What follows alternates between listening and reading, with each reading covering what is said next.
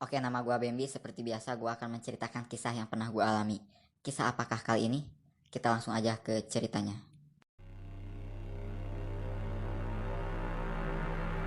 Pada suatu malam, gua lagi asiknya merayakan ulang tahun salah satu teman gua. Tapi tiba-tiba gua dikejutkan dengan melihat jam yang menunjukkan pukul 11 malam. Mengingat majikan gua yang suka molor, akhirnya gua pun segera ngajangkor. Dikarenakan pada malam itu cuman gua yang pulang duluan, terpaksa gua pun pulang sendirian. Sampai di pertengahan jalan, gua mulai merasakan keanehan. Seperti aku suka kamu tapi kamu suka dia yang suka buah-buahan. Aneh kan?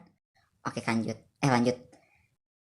Jadi di pertengahan jalan gue mulai merasakan keanehan. Seperti ada yang membuntuti. Kenapa gue bisa tahu? Karena selain gue merasakannya, gue juga melihat seperti pocong, kuntilanak, dan makhluk halus lainnya mantan. Mereka semua setiap gue lewat, mereka pasti melihat ke arah belakang gue.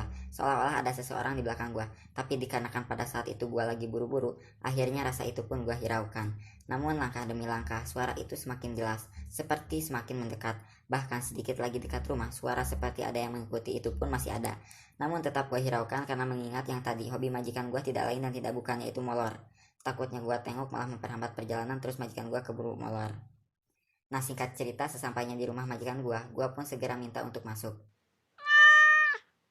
Namun seperti yang gue duga, gue pun terlambat pulang dan sepertinya majikan gue sudah terlanjur molor. Akhirnya di situ gue terpaksa harus tidur di luar. Tapi sebelum tidur gue penasaran dengan soal tadi. Akhirnya gue pun memberanikan diri untuk mengeceknya. Dan ya, ternyata benar. Selama perjalanan ternyata gue dibuntuti seorang anak kecil yang cukup membagongkan. Bagaimana tidak, anak kecil ini seperti bukan anak kecil biasa pada umumnya.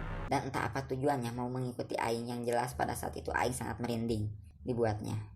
Karena tatapan anak kecil itu seperti penuh dendam, dan itu terbukti pada saat gua lengah. Gua dicekik dan ditalapung sampai tersungkur terbalik. Setelah itu anak kecil itu pun pergi begitu saja, seperti tidak punya dosa.